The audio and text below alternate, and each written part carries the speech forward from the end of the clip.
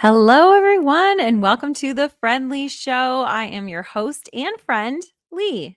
I don't know why that makes me laugh every time I say it, but I am here and I am having such a great night. I hope that you are too, and it is only going to get better because tonight is my favorite night of the week, and that is when we get to do the live show and I get to have a conversation with you and hear your insights and hear your comments and questions and all the things. So, welcome to the Friendly Show. If this is your first time, welcome, welcome, welcome. If you are returning, hi, you know the drill. Let me just do a real quick kind of recap of what this podcast is all about because it is not your typical podcast. So, what we do every week, Wednesdays at 8 p.m. Eastern Time, 7 p.m. Central, or whatever the equivalent is for you, we come on here live and we are streaming on YouTube and Twitch for the Friendly Show. We are also streaming on Twitch and X or Twitter for the First Day Pod. So in this podcast, we talk all about happiness. That's one of my favorite things to talk about. But we also talk about all the things that are affecting us. So whether it's mental health or growth or whatever it is, I want you to imagine that I've invited you into my living room. I've invited some friends, you've invited your friends, and we're all just sitting around gabbing. And whatever ends up coming up, that's what we're going to talk about. So, what happens is if you have a comment, a question, whatever it may be, you put it in the comments and I'm going to bring it right up on the screen and you're going to be a part of the show. Okay. So the nice thing is that even though it's live, you can be in your pajamas and you can still be a part of the show. So I'm really looking forward to this. Now, something that I keep saying that I want to do is I want to be coming up with the topics prior. Sometimes we have done it. We've done it at the end of the show and said, what do we want to talk about next? And we've come up with the topic, and that's really good because we've got a week to kind of think about it. But a lot of the time, it's last minute that I've been thinking about it all week, and then last minute I pull the trigger and say, okay, this is what it's going to be. And the month of May. So if you're listening to this in the audio version, it may not be May, but right now in the live recording, it is May. It's near the end. It is right between Victoria weekend and Memorial weekend. If you're a border city, you know what that means, at least in Canada and the US. And what we decided, or what I decided, I guess, is that the entire month of May, we are talking about happiness and we are talking about a topic and how it relates to happiness. And so, what I decided for tonight is we are going to talk about screens and screen time and how we use our screens and how it relates to our happiness. So, I want to hear all of your thoughts around this because I know that you have some. And they may be things like, oh, well, it doesn't affect me. It doesn't affect me. I know people say that it's not, it's lessening our happiness, but it doesn't affect me. I'm fine. Or, maybe it really did affect you and you now limit it, and you can tell us what that experience is all about. But whatever it is, I want to hear from you, please. So what I do in the beginning before people are getting their courage up to be a part of the show, I like to share a little bit either about something that I've learned or my take on it, just to kind of get the ball rolling. I should do a disclaimer that I am not a healthcare professional. I am not in the medical field at all. So anything that you listen to in this podcast, please take it as entertainment. But also, if it relates to something that you are dealing with right now and it sparks curiosity or it sparks, you're intrigued that, this kind of sounds like me, or if somebody in the comments says, hey, I've been trying this and it's worked for me, and you want to try it, I want you to go to the healthcare professional that you trust and ask, is this going to work for me? They know your medical history, they know what you're able to do. And also, I want you to do a self check. Does this make sense for me? If somebody is suggesting, some sort of diet that they're on or whatever it might be, I might even suggest like what I'm doing. If it doesn't make sense for you, please don't do it. Okay. So, like, we're going to use common sense here. We're all friends and we're going to use common sense. So, For a really good example is I am on a major hydration kick right now. And if you know me and you've known me for a long time, water has always been a very difficult thing for me that I could literally, my hairdresser today, I was there and she was laughing because I had my water bottle with me. And so I carry it with me everywhere I go. And I was telling her, she said, "Oh, are you actually going to drink that today?" And I was like, "Actually, I will tell you, I have been drinking a gallon a day every single day for the last, I think today's like day 14. So it's been 2 weeks and I feel incredible." But she was blown away because I will sit there getting my hair done for 2 hours and not touch my water. And I have gone where I've been super dehydrated and I just don't think anything of it. And it's just, I remember when I was a kid, I was also like this. When I was a kid, I remember I went to Cedar Point every summer for or not every summer, but like every June going into the summer with my school. And it is hot there and you are out in the heat and you're out in the sun and people are pounding water because it's so hot. And I remember that I wouldn't drink all day long. And there was this one time that it was super hot and my parents had given me money to, buy food and buy drinks and buy whatever I needed while I was there. And I came back and I had only spent $1. $1, and that was on a bottle of water, and I didn't even finish the bottle of water. So that is how far I've come from the water kind of thing. And now I'm drinking a gallon a day. I'm feeling amazing. But I was talking to my friend, and she's a nutritionist, and she was like, "Well, if you," and I'm not pre-diabetic, but if you're pre-diabetic or you have issues with your kidneys, that you have a lot of stress on your kidneys and your kidneys are really working overtime, having more water may not actually help you. It may hurt your kidneys. Um, some people are on restricted um, liquid diets because their kidneys can't take care of that kind of liquid. And so if you were to listen to me and say, "Oh my goodness, she seems like she's on fire. She seems like her whole life is changing because of this gallon of water. I'm going to go try it even though my doctor said I am on a liquid restriction." That's what I'm talking about. I want you to speak to a healthcare professional that that you trust. And I also want you to think about your own self. And I want us always, always, always, always to be experimenting in our life. I want us to listen to things and think, "Oh, that sounds really cool. I'm going to try it." Not I'm going to do it, because that's always been me. It's like I hear something and that's like, "That's it. I'm going for it and I'm doing it." And then you start doing it and it's not for you. And then you feel like, "Oh my gosh, now I'm not keeping my promise to myself."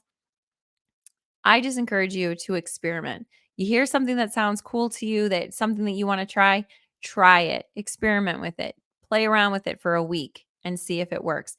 Don't try it once, and be like, "Oh, that's not for me. I'm not a morning person," or, "Oh, that's not for me. Water, I don't like it." If you know it's going to be safe for you and you just want to try it, but try it for a week. Give yourself a chance to see if you actually like it. So anyway, that was a big ramble, but that's all about the show and that's all about my water.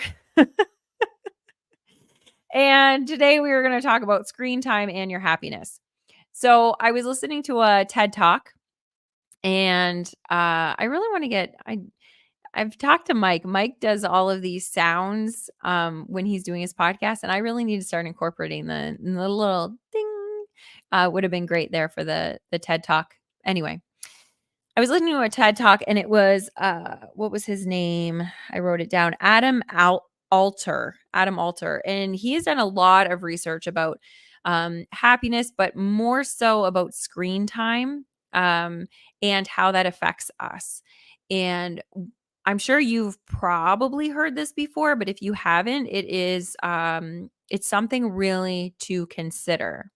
So when Steve Jobs first created the iPad, he said it was going to be just a life changer. It was an absolutely incredible feat in technology. And he was so proud of it. And I mean, look at it today. It is, how long has it been out there? It's been out, I don't know. Anyway, it's been out for a very long time, close to what, 15 years, something like that. And so very, very popular. Same with the iPhone. Very, very popular. And he was interviewed. And when he was interviewed, the interviewer was asking all the questions about like what this new technology meant and what it could do. And it was just this amazing, amazing thing. And then he asked a question at the end, kind of like a softball, like just like here, I'm just going to say this, and this is how we're going to end the episode, or not the episode, the interview. And he said, your kids must love the iPad. And Steve Jobs' answer was, my kids have not touched the iPad. They don't use the iPad. We limit their screen time. And you will find this if you start researching the tech people that create our social media, the tech people that create our technology, our devices that we're using, that are in Silicon Valley, that know all of the bells and whistles in the back end of all of this stuff. The majority of them limit the use of technology for themselves and especially for their children. There's actually a school, and I can't remember where it is, probably in California. There's a school that they actually limit screen like devices, phones for the kids, and they're not allowed to touch them until like grade 8 or grade 9. So if the people that are creating these devices are not allowing their loved ones to spend time on them, that's got to make you pause and think, what am I doing? Now, I'm saying this as you're staring at a screen talking to me. So here's the thing. They have done a lot of research on this, and there are different, so screens are not all bad. Okay? There's a lot of good things that happen when we're using our screens. You can't, if you live in another country or another city, or, too far away from your family, you're able to share pictures and FaceTime and video and call and do all these things to create community and to keep your connection with your family and your friends. Super important. That enriches your life. That is very, very helpful. It does not replace seeing that person in person in real life, but in lieu of, if you're not able to travel to your family, it's helpful. They've also done research about certain apps and how certain apps help and hinder our happiness. And they have found that apps that are useful, so weather apps and reading apps like Audible and Kindle and health apps, Fitbit, all these things. Those types of apps we use about 9 minutes a day. And because what are they? You check in to do something and then you leave, right? Those will actually can increase your happiness or at least won't hinder your happiness. Okay? But the ones that have no end point, that are a constant scroll. So, dating apps, which you would think that dating apps would make you feel good, would make you feel happy that there's so many people in the market, they're like, "Oh my goodness, they're so cute." Like, "Oh, I'm going to swipe." Those social media where you think I'm building connection and I'm building rapport and I'm building friendships, you would think that would increase your happiness. Entertainment, news, web browsing, those types of apps, we actually spend 3 times more time on those apps and they don't make us happy. They actually hurt our happiness. And what they found, which if you think about it in this way, it'll help you curate your devices. They found one of the biggest things is that there is no end, what do they call them? Stopping cues. There's no stopping cue. So what that is is, and you guys, I'm going to stop myself just for a quick second. I'm not seeing any comments. So that's okay. Like I'm happy that you're listening. But if you have any insight on this, or if you're agreeing or disagreeing, I want to hear from you guys, okay? I'm going to be wrapping up, and then we're going to have like conversation. So you can go ahead and get started on that if you want. But what a stopping cue is, it is a cue that signals that you're going to stop this activity and you're going to move on to something else. Okay. So think about before technology, before the digital world was here, we had things like newspapers. Well, newspapers, there was a stopping cue because you would get to the end of the newspaper and then you would fold it up and you're done. And now you move on to your next thing. You weren't sitting with the newspaper and reading everything and then reading it over and over and over and over and over and over and over and over again, right? You read the newspaper. You might go back and read an article again just to get something out of it, but then you would close up the newspaper, and that was a cue that that activity ends, and now you move on to something else. You're going to go for dinner, you're going to go watch TV or whatever that may be. Even TV had stopping cues back in the day. Back in the day, we had episodes, we had shows, and they were 30 minutes, or it ended up getting into hours, but like into an hour show. But for the most part, most of our shows were half an hour. And that was an episode that we watched, and then we had to wait a week to go and see that next episode. Even if you were on the boob tube, like they called it, and you were sitting in front of your TV, we had commercials and we had endings of the episode. So you would watch whatever show you were watching, and you would have commercials in between. So you would get out and then you would go, and that would be when you would talk to somebody because you couldn't pause. You would miss it. So that was when you would talk to your family, or you would go get a snack, or you would go to the bathroom, and then you would rush back, watch the rest of the show, and then it would be done. And then you got to choose, am I going to watch the next show? And then you would see what's on and you would watch the next show.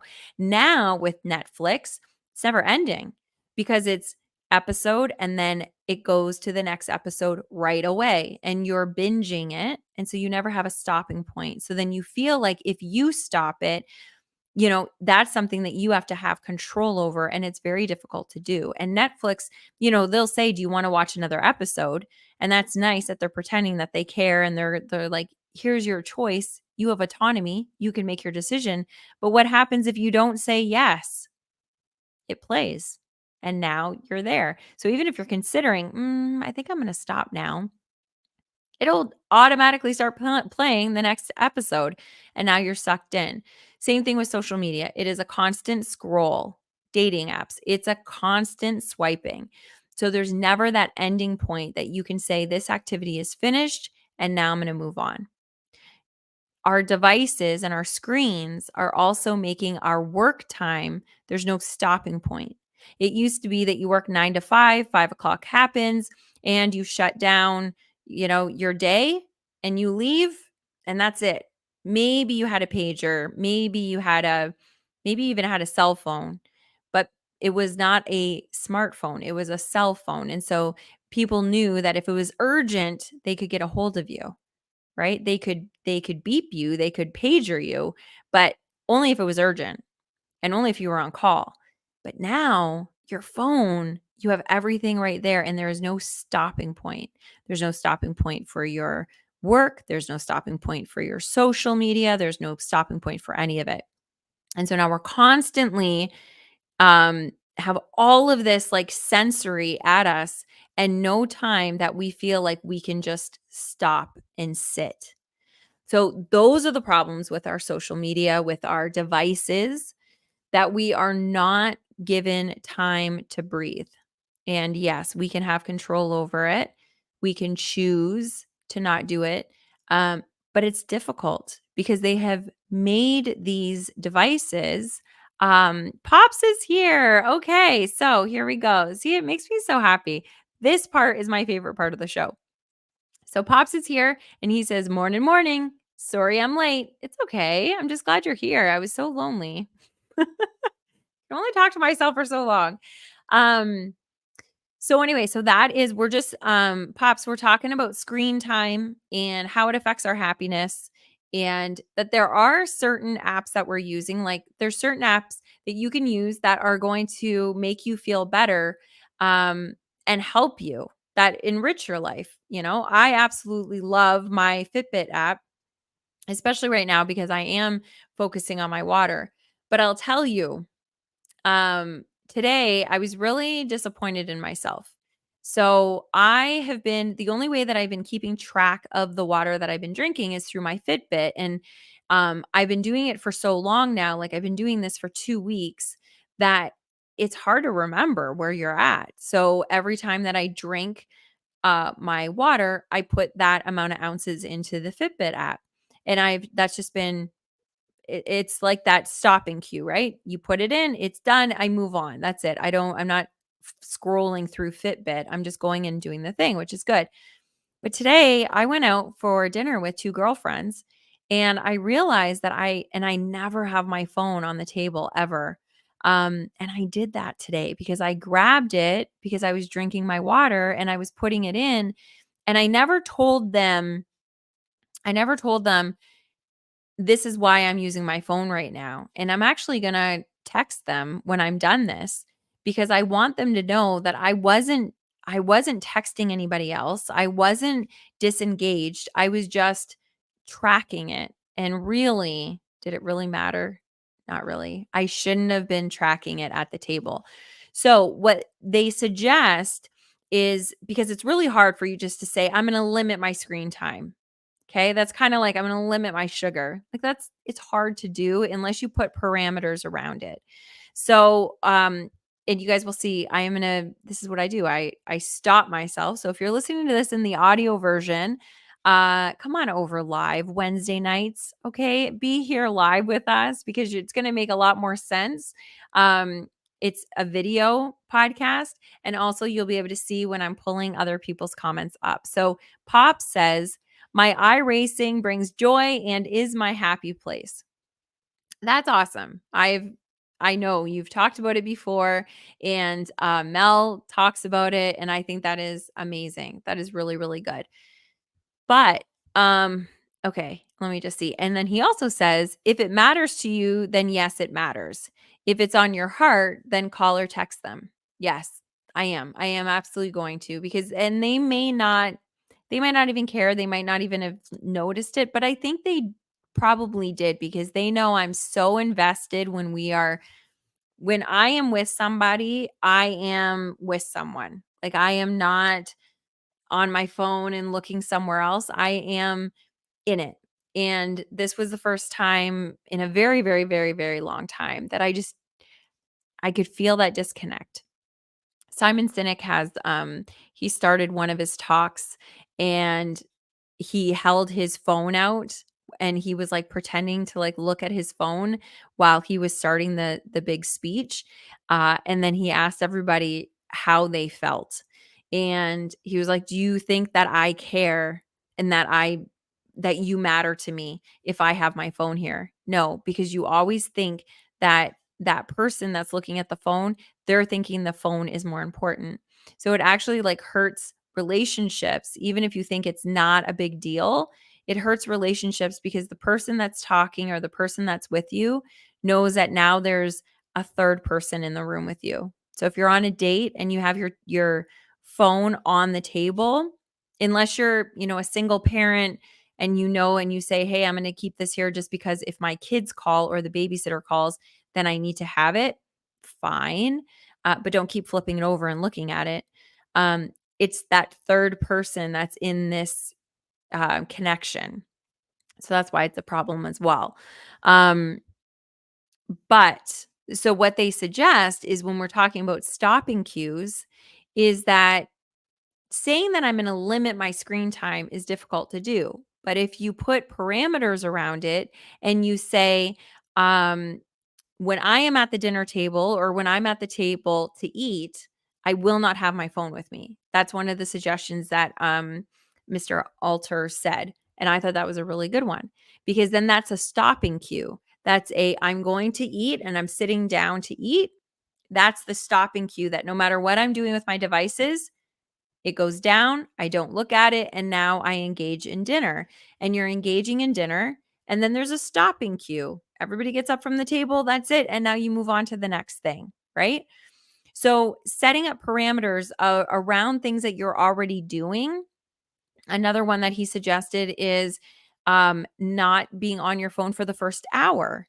That's a little bit easier to do because you can keep your phone out of your bedroom. So then you don't have that where you want to just like start scrolling immediately. And it gets you that first hour that you're connecting to. If you have a partner, you can wake up and be with your partner and talk with your partner and wish them a good day. Or you can be with yourself, or you can go out into nature and do your walk or whatever it might be without that phone. So devices and screens they're miraculous. Like they have helped us so much in efficiency, in, like I said, connection, in all of it. But when it consumes us and we're losing that little bit of time that we have, that is not sleep, not work, not taking care of our daily needs, showering, eating, doing all those kinds of things, we have a very small window that we are, and he did this in the TED Talk, and I'll probably put it in our Facebook group so you guys can see it because it was a really good one. It was one of the nice and short ones. It was like 9.5 minutes. It was really good. But there is a small portion of our time, if you really break it down like that, that we have for our connection, for our social, for our really where life lives. And that little part is the part where when we are on our deathbed and we're looking back at our life, that's what we're looking at, is that little part. We're not looking at the 8 hours that we worked or the 10 hours or 12 hours. We're not looking at, oh man, I was so good with my teeth. I flossed every day. That felt so amazing and it brought so much joy to me.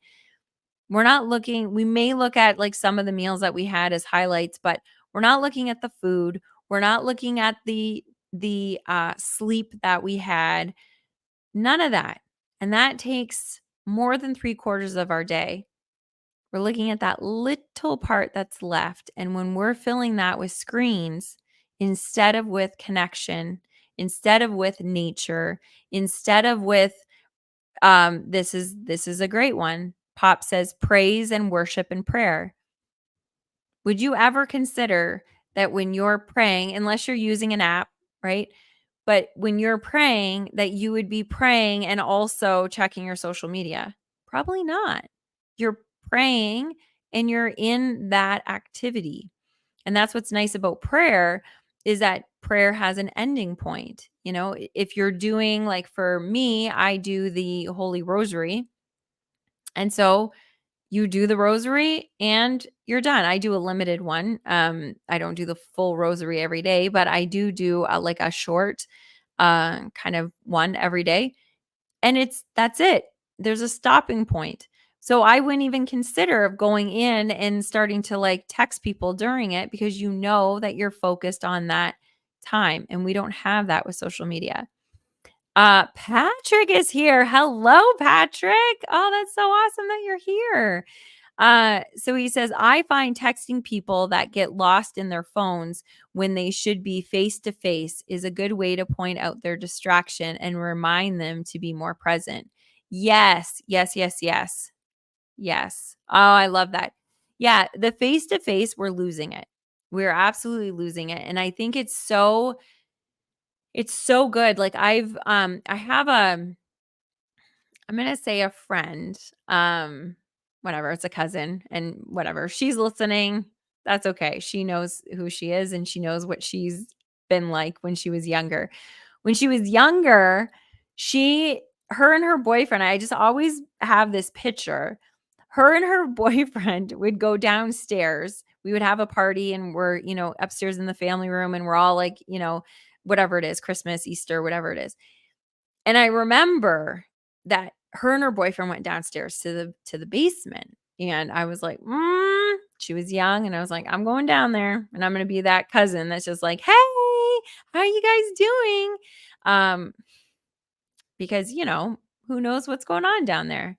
Well, I go down there. They're both on the couch, on separate ends of the couch, both on their phones, texting each other. That's how they were communicating. They were texting each other while they were in the same room. And I asked her later, I was like, "What is that all about?" And she's like, "Oh, that's how we talk."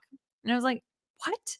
And then I realized a lot of people are doing that. And then I started thinking, "Holy crap, I do that too." Like, not necessarily in that, like, when I'm with Mike, I'm with Mike. When I'm with my parents or my sister, I'm with them. But sometimes, like Patrick is saying, you can have these face-to-face conversations, but instead you're texting, or instead you're calling them on the phone, which calling on the phone is better than texting, but you're doing that when really you could just get together, even if it's 15 minutes, half an hour, being with your friends and being face to face. It is so, so important to be present. Um, Pops said, "Laugh out loud." Oh, wait. And then said, "I missed this one." Pops, you said, "No, no, no."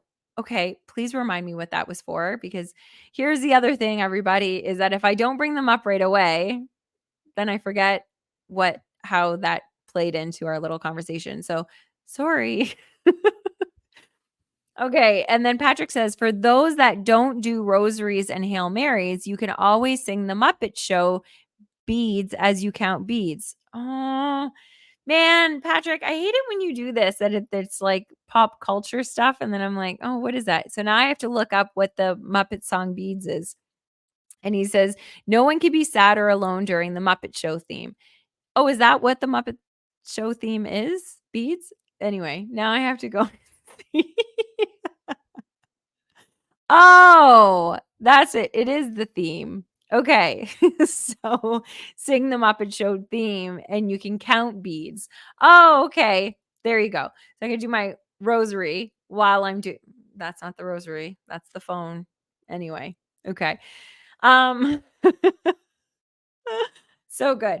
Yeah. So whatever you do, it doesn't matter, but getting away from our screens whenever we can is really, really helpful.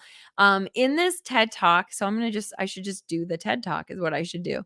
So in this TED Talk that I was listening to, he was talking about, and I don't know if it was in Sweden, somewhere. I think it was in Sweden. Let's pretend it was. And they had, mm, okay, I don't remember where it was. Anyway, they had these tables for this office, and all of the tables were on like not strings, but that they could be elevated. And so they would be regular tables throughout the day, but then at 4 o'clock or 5 o'clock, whatever time the day ended, the tables would raise. So it didn't matter if you were in the middle of an email, or you were in the middle of a conversation, or just trying to get that last thing done on that Excel sheet. At 4 o'clock or whatever the time was, they would raise to the ceiling, and you wouldn't be able to access that computer again until the next day at 8 o'clock or 9 o'clock in the morning, which was absolutely brilliant. So there was that stopping cue. That was it. They're done. They're on. Yes. Thank you very much, Patrick. They were on pulleys. Yes, not strings. So thank you, Pat. So that would be a natural stopping point, which also was really brilliant, because that same room, the office, because now all of the tables were brought up to the ceiling, they actually did yoga in that same room 4 nights a week, because now they had all of that extra space, which was absolutely brilliant. And then he was explaining another thing, which I thought was really, really cool. So screens, like with that example, screens are really good. They're helping you with your work. We need them. But then you have a natural stopping cue that gets rid of them. And now you can go on with your day and you're not tied to your computer. So this other company, and it was a car company in Germany. I don't know what car company it was. And they had, where you have a vacation responder that, like, if I email you and you're on vacation, it will say, "Hey, Patrick is on vacation until the 22nd. He will respond when he gets back." Uh, this is their message, which I thought was absolutely amazing, and we should just do that, okay? This is what it said. It said, "Patrick is on vacation, and so we deleted your email. He will not be receiving it when he gets back. So you may want to re-email him in 2 weeks or call him in 2 weeks when he's back in the office." That's it. So when you're on vacation and you're not coming back to 1,500 emails waiting for it, because when you know you're coming back to that, what do? I'm just going to check my email during my vacation on a small time. Every morning I'm just going to check it so I can keep caught up. So you're never truly away from your screens. So that was really, really cool, I thought. Can you get away with that? I think so. I think you could. I think we can make our own rules around this. That vacation responder, if I got that, if I messaged somebody and they said, I will not have access to your email. It has been deleted. Please call, and you can have somebody else, right? Like, call if you need more help. Call Susie. Susie's here. Here's her phone number. Here's her email. Whatever it is, but then you're not going to be following up in a week or 2 weeks when you get back. I think that is absolutely brilliant. So Patrick says, but what about the prince with 4 million to share? What about the prince with 4 million to share? What do you mean 4 million to share? Oh gosh. This is So Patrick and I are in book club, and I'm sure loves it, because whenever he like talks about certain things that I'm just like, he knows my wheelhouse of what I can talk to. Oh, okay. So emailing you. So he's got 4 million. Oh, the prince that's going to have $4 million to share with me. Is that what you're talking about? Okay. Well, then I lose out. I lose out on that great option. That's so funny. And Bob says, "That pesky prince." I know. I know. I'm going to miss out on it. I'm going to miss out on so many things if I don't get those emails while I'm vacationing. So funny. Um, so what do you guys think about that? Do you think in North America we would be able to get away with something like that? I personally think we could. I think we need to start reinventing the rules that we're creating around these types of things. So Pop says, my no, no, no was in reference to checking the phone while praying. Right. We wouldn't do that. However, we would check our phone when we're talking to our wife or when we're talking to our kids. Right. So I think it's really important that we really start. That's the way this is supposed to be. I think it's really important that we really start focusing on what's important to us. And if we start looking at our life like that little box at the end of our day that is filled with our social connection and with things that at the end of our life we're going to look back on to evaluate how much life we lived, we will take that a lot more seriously about what we're spending our time with. So screens, they're not worthwhile if we're getting like this right now. This I feel is nice because you're communicating with me. So instead of, being at home and you've got 3 or 4 hours that you're just watching TV or watching YouTube, you're actually connecting. You're not only connecting with me, but you're connecting with the rest of the people in the show. I think that's really cool. And that's a good use of social. That's a good use of screen time, and not because it's my podcast, but because it is communicating in real time, right? You're not just watching a replay. Now, you might be watching a replay, and that's okay, but come live so you can be in the present moment. Like Patrick said, we need to be in the present, and that's where life is happening. Life is happening right now. So we really, really need to take that into account and see how we're spending our time. So Pops also says, when going to sleep, you can ask yourself, did I use my little time well today? Oh, that's a good one. I really, really like that. That reflection will be so powerful. Oh my goodness, that's really good. Pops, if you remember, come over on to our Facebook group today or tomorrow and put that in there. And that's a really, really good one. I want to remember it, but I may end up not. But that's awesome. So Patrick says 2000 years ago, God spoke to man through fire. Is it so unrealistic to think he could use Bell Media today? It's not like he's going to show up in caller ID. You have to answer the call first. Okay, so yes, I do think it's unrealistic. Yes, I do. But what I don't think is unrealistic is that God is going to speak to us when we're out in nature. I really do think that we are going to be, we're losing. Hold on one second. Pop says, you have my permission to post it. Yes, don't trust my, I just don't trust my memory. I'm going to write it down. Okay. Cause that was a really good one. That's a great question for us to look at with in reflection. So, let me just write that down really quickly. Reflect on our use of time. Okay. There we go. And that was dead space there on the audio version. So sorry about that. Okay. So, yeah, I think so, Pat, I think that that's funny that, yeah, maybe he is coming through us through Bell Media, and maybe like we need to be active in what we're doing on social media, because we are going to have connections with people that can be opening up other opportunities for us. Absolutely 100%. But we are going to have so much more connection with the people that are with us and with ourselves if we can get out into nature, if we can get out and be like mindful, but also peaceful and be in our own being. And social media and our screens are taking our time away from that. And I think it is super, super important. So, something that I've started that actually I didn't really realize how long that time has been.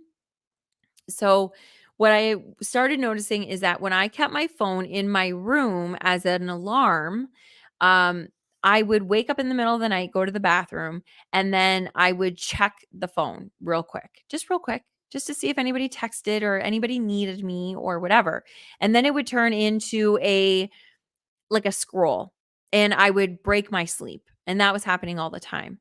Or when I was going to sleep, I would check and check. And so instead of going to bed at 10, I'm now going to bed at 11:30, because that mindless scroll was happening for way too long.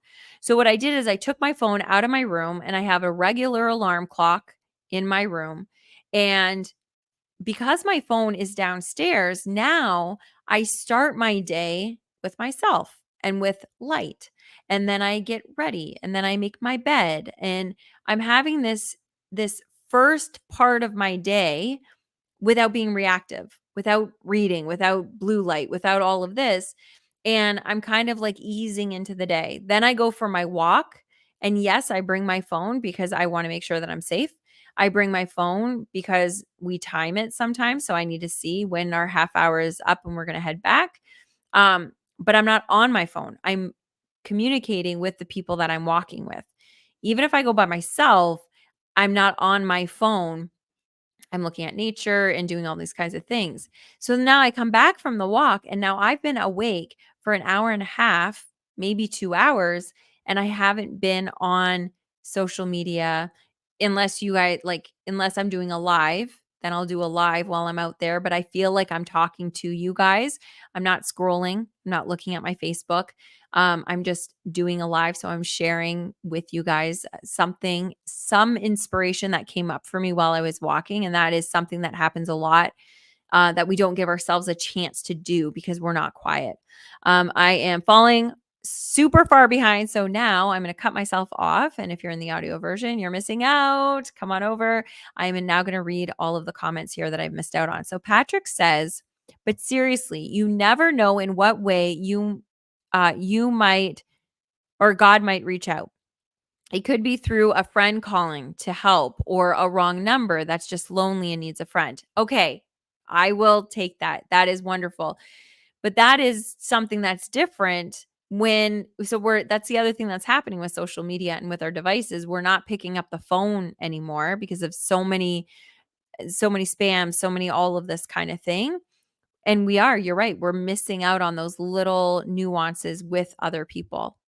Pop says, "Sorry, I've had a bad situation with an online group and I'm working through the feelings, but it has bled over into other groups and I don't want to bring that mindset to your group. It's me, not y'all." I see how I did that? I've got like the Texas y'all. Anyway, I may get in sometime, but not now. My apologies to all. Oh, is that why you haven't been there? Okay, that's totally fine. I mean, you did. Got your message yesterday when you were on the live, so that was awesome. That's totally fine. If you want to share what your bad situation was, you can share it with us. But I'm glad that you're here, at least in the live, Britt. That's really, really good. So Patrick says, maybe it's just about the right kind of social media. You can find inspiration, hope, love, and life changing stories in social media. Like all things, we get out of it what we put into it. Amen. Absolutely. And he also says it's about faith in endless possibilities. Okay, so yes. So when you're talking about like finding the right social media, I agree with it. And I have been talking about this for years that we really need to curate our social media. If you have somebody on your social media that, even if it's a friend, even if it's a family member, even if it's an influencer that you used to love, but if they are posting stuff that is not making you happy, it maybe makes you anxious, or maybe they're always bragging and you're just like, ugh, gosh, I'm so over you. Mute them. You get rid of them on your feed. Curate your feed so it has, just like Patrick is saying, it is full of inspiration, hope, love, and life-changing stories. That is absolutely amazing.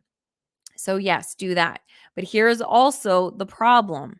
The problem is there is no ending cue. There's no stopping cue. And so that becomes a problem because we're endlessly scrolling, and missing out on life all around us.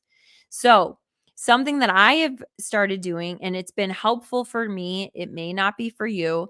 Um, but on my phone, I have two things that I do. I have a do not disturb mode that's a certain amount of hours in my day that nothing will come through. It's just my focus. I'm focusing at work, or I'm focusing on family time, or whatever it is. And I don't allow anything to come in. So even if I were to go on my phone and scroll up and just quickly look at the notifications, there would be none. There's no notifications. But as soon as I take do not disturb off, they all flood in. And it's like, oh, shoot, that's all the things that I missed. And guess what? It's fine. So I do that. And then I also do what's called a focus mode. And I've curated the apps that are in my focus mode. And I can't just open up social media. I can't just open up certain apps.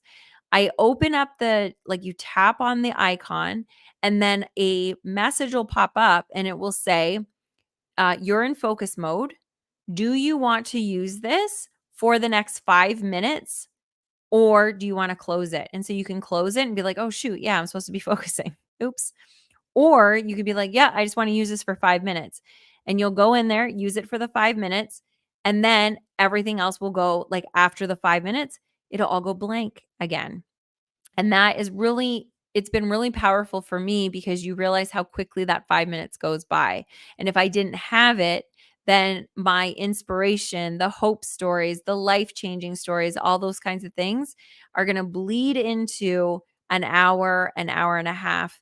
And it would be amazing if you were just getting pumped with all of that, but chances are in that hour, you have slipped off of the inspiration wheel and now you're into, watching somebody else on their yacht, or you're watching, the car crash that just happened, or you're getting whatever it is. So if we can be mindful of who we're following, what we're following, um, Pop says cat videos. Yes, I'm a sucker for dog videos. I have been watching, my sister sends them to me all the time.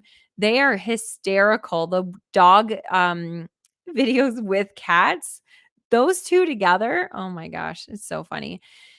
Anyway, so we all have that. We all have things that we're, and it's okay to just decompress. And um I'm going to go watch the cat videos or whatever it is. Pop says any animals, absolutely love. Yes, me too. Um and that's good. And I'm not saying that it's not good, but I want you to also consider if you're like, okay, I'm going to go and I've had a really hard day. It's been a really long day. And I'm just going to go and just not talk to anybody. And I'm going to go and just scroll for like 15 minutes. That's it. I'm just going to go watch some videos. I'm going to do whatever. We may laugh. We may find it funny. But usually we do not feel energized at the end of that 15 minutes. First of all, usually we're sitting on our butt doing it. Um, and we're not feeling energized. It's not giving us any of our life force back. That 15 minutes would be so much better served with, you know what? I have been It's been a big day. It's been a long day. I am going to go and sit out in the backyard and put my feet in the grass and just look up at the clouds and see what pictures I can make out of the clouds. Or I'm going to just go watch my kids play. I'm not going to play with them even. I'm just going to go sit and watch my kids play. Or I am going to go for a walk just around the block just for 10 minutes. All of those things will increase our happiness. And all of those things, for the most part, are going to have an ending point because the social media, the 15 minutes usually are going to turn into an hour. I mean, I'm totally speaking for myself, but I mean, you tell me, are you really good at controlling your 15 minutes? I don't know. If you are, tell me what the secret is. But when you're outside, then there's going to be an ending point because you're going to be like, okay, well, I think I've had enough of that. And then you go inside, it gets cold.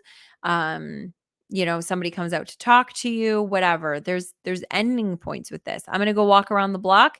You walk around the block, you get home, you're there. It's done. Now you're going to go back in the house, or you're going to decide to go for another walk and walk around the block again. But there's ending points. And I've never thought of that and how important it is to have ending points with all the things that we're doing. Because if they just keep meshing into each other, then you're not fully finished anything. And our brain is always looking to wrap things up. We're always looking to finish that thing. Um, that's why people say that we need closure when we're in relationships. It's true. We need to wrap things up. And so having ending points, and if we don't have that on social media, that's why it becomes so insidious that it just keeps going, and then it keeps gnawing at you that like, oh, I just got to go, one more thing. Um Pop says, does a nap count? Yes, absolutely a nap counts. Yeah, even just closing your eyes count. So I was listening, actually, this Adam Alter, the reason why I was watching his TED Talk was because I listened to him on another podcast, and he was giving like I don't know what it was, like 6 tips for a better life or something like that. And he was saying that to increase your happiness, like you guys can tell, like I'll probably listen to at least one podcast a day that has something to do, or a reel or something that has to do with happiness. I'm absolutely fascinated by how we curate our own happiness in our life. I think it's just it's just fascinating how much control we have over it. And how much control we don't think we do, but we absolutely have over our happiness. So anyway, I'm listening to this, and there's like these 6 tips, and they were saying that one of the quickest ways is for us to be, and not to keep going back to Patrick, but when he said that we've got to be present, that's a huge part of it, you guys. It's like we need to be present. We need to be in this moment right now because it's the only moment we have in life right now. We don't know what's going to happen a second from now. And it doesn't matter what happened a second ago. This moment is the only moment that we truly have and that has all of our life force and energy in it.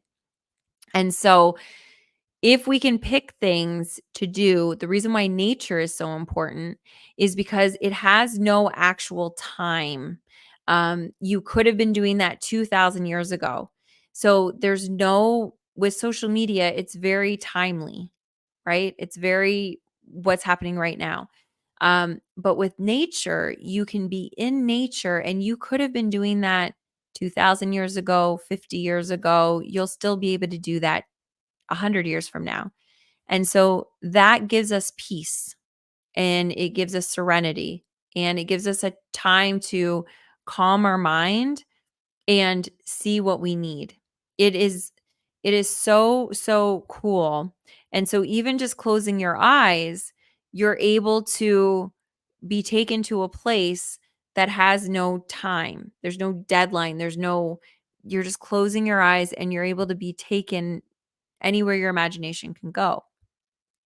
So Pop says the future is imaginary. Yes, it absolutely is. Now, how do the majority of us imagine the future? Usually that it's not going to work out. Even if you're optimistic, you can think, oh my goodness, I can't wait for the future. But then when something happens, you're like, oh gosh, I hope this works out. But what if it does? What if it doesn't?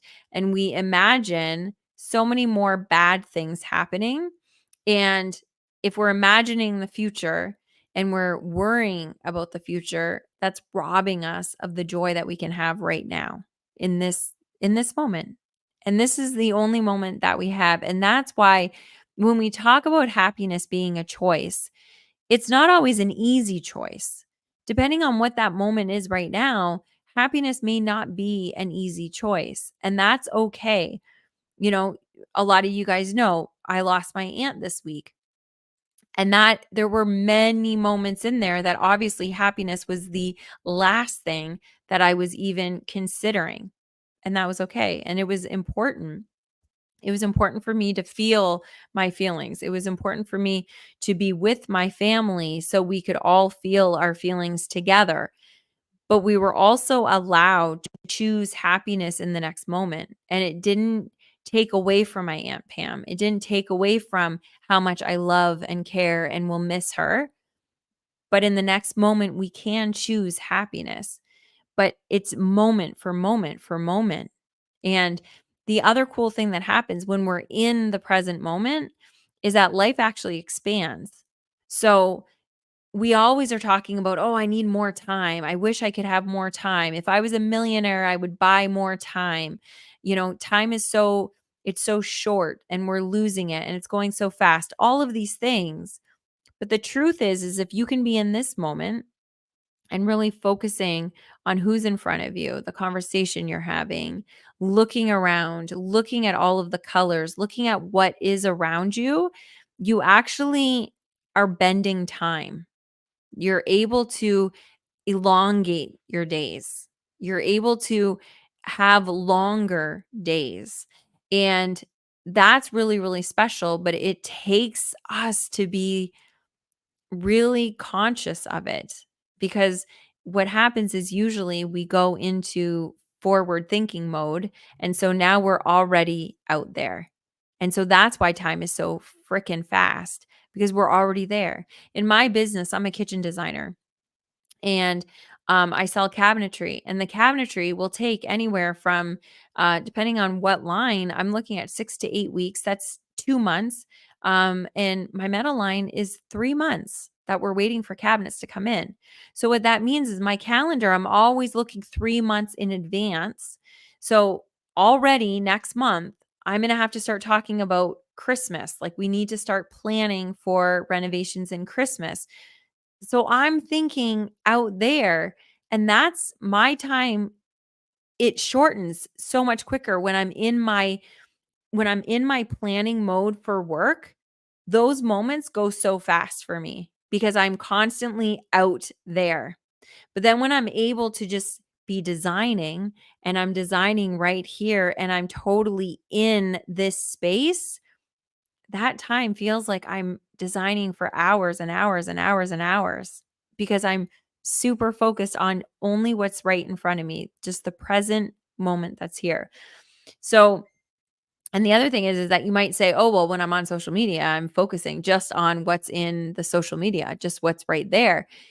But you're not. A lot of the time, you're not focusing on the world around you there. You're in this little screen of somebody else's life. You're watching their experience. You're not experiencing it.